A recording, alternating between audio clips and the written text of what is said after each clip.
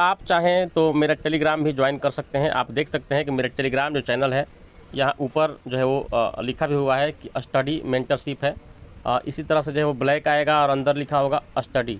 पूरा नाम देख लीजिएगा स्टडी। स्टडी जो है इसमें जो है वो आप देखेंगे इसको जो है वो एस जो है ये लिखा हुआ है किस में, कैपिटल में, और बाकी STUDY मेंटरशिप, स्टडी मेंटरशिप आपको ज्वाइन करना है। इस पर आपको डेली ही हम क्वेश्चन देते हैं। जैसे ये पहला हमारा क्वेश्चन हो जाएगा सिंधु घाटी सभ्यता से। आज हमारा प्रश्न है 25 प्रश्न। डेली ही आपको हम 25 प्रश्न चैप्टर वाइज जो है वो देना स्टार्ट किए हैं। हिस्ट्री हो गया, पॉलिटी हो गया, ज्योग्राफी हो गया, डेली 25 क्वेश्चन आपको मिलेगा। और इससे क्या होता है कि एक आपका जो है वो लगातार प्रैक्टिस बना रहता है और आपको फ्री में क्वेश्चन मिल रहा है, तो आपको इसको बनाना चाहिए। बहुत ही अच्छा क्वेश्चन है।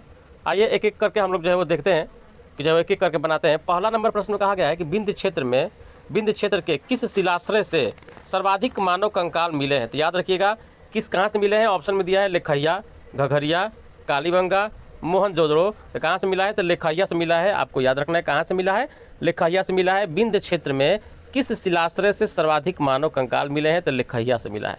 क्लियर हुआ। चलिए आगे आते हैं।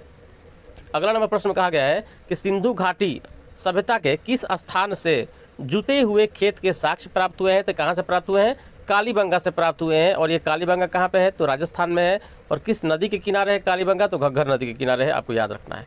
आते हैं अगला नंबर प्रश्न में कहा गया है कि निम्न में से कौन सा स्थल भोगवा नदी के किनारे है। तो भोगवा नदी के लोथल जो है वो भोगवा नदी के किनारे है और ये गुजरात में स्थित है। याद रखिएगा लोथल कैसा क्षेत्र है, एक गोदीवाड़ा क्षेत्र है।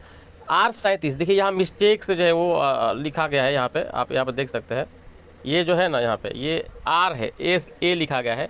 R37 सावधान सिंधु घाटी में कहाँ से प्राप्त हुआ है, तो कहाँ से हुआ है, हड़प्पा से प्राप्त हुआ है। ये आपको याद रखना है, हड़प्पा से प्राप्त हुआ है, याद रखना है। सिंधु घाटी सभ्यता के किस स्थल से नर्तकी की मूर्ति मिली है।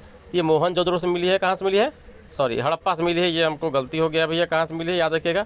नर्तकी की जो मूर्ति मिली है ये कहाँ से मिली है, तो लोथल से मिली है। याद रखना है आपको। अगला नंबर आइए, कालीबंगा किस नदी के किनारे है। याद रखना है, हमने बताया था घग्गर नदी के किनारे है। रोपड़ कह रहा है कि किस नदी के किनारे है, रोपड़ किसके किनारे है, सतलुज नदी के किनारे है। याद रखना है। सिंधु घाटी सभ्यता में स्नानागार कहाँ से प्राप्त हुए हैं, तो मोहनजोदड़ो से प्राप्त हुए हैं। आलमगीरपुर कह रहा है कि भारत किस राज्य में अवस्थित है। आलमगीरपुर कहाँ पे है, तो उत्तर प्रदेश में आलमगीरपुर है। याद रखना है। किस नदी के किनारे है, हिंडन नदी के किनारे है।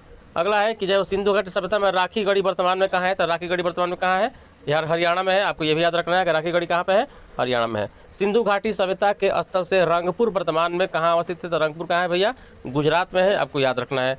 अगला देखिए सिंधु घाटी सभ्यता का स्थल हुलास वर्तमान में किस राज्य में है। हुलास याद रखिएगा, हुलास वर्तमान के उत्तर प्रदेश में है।